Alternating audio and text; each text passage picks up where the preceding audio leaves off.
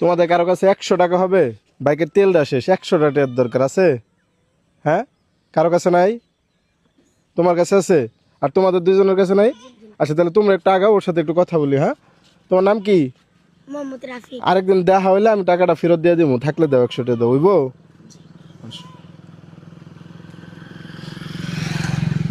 আরেকদিন যদি দেখা হয় তাহলে আমি অবশ্যই ফেরত দিয়ে দিব।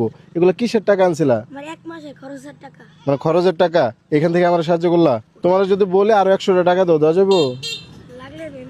লাগলে নিতাম। আচ্ছা থাকলে দাও, আমি তোমার আরেকদিন দেওয়া হলে দিয়ে দেবো। তো এই 200 টাকা ভালো হইলো। আর তুমি যে আমার সাহায্য করলা, তোমার কষ্ট হয়ে যাবে না?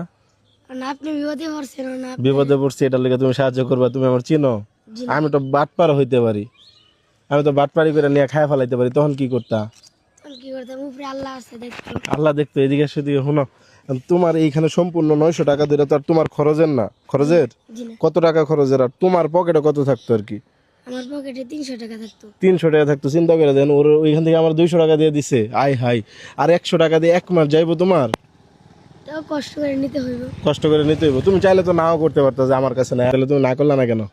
না, আপনি একটা করছেন না। আমি একটা ঠেকাই পড়ছি এটার লিগে। আমার বিপদের কথা শুনে সে না করতে পারে নাই। সত্যি কথা বলতে আমি জাস্ট এই জিনিসটা দেখাইতে চাইলাম যে মাদ্রাসার বাচ্চাদের কাছে যদি থাকে তাহলে তারা কখনোই না করবে না। আপনার বিপদে সবার আগে কিন্তু তারাই ছুটে আসবে। কি যেন নাম বলছিলা? মোহাম্মদ রাফি। রাফিক। রাফিক, জি। আচ্ছা সুন্দর নাম তোমার। এই যে একটা মানুষ বিপদে পড়লে তারা সাহায্য করতে হবে, এটা কার কাছ থেকে শিখছো? উস্তাদজির কাছ থেকে। মানে তোমার মাদ্রাসার শিক্ষকরা শিখাইছে? জি। আচ্ছা, এই টাকাটা আমার লাগবে না, এটা রাখো।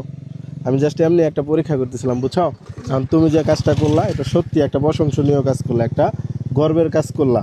হ্যাঁ, জি। তোমার যদি বাড়ি থেকে শুনতো যে 1 মাস 100 টাকা দিয়ে চালাইছো, 200 টাকা একজনকে দিয়ে দিছো, রাগ করতো না? জি না।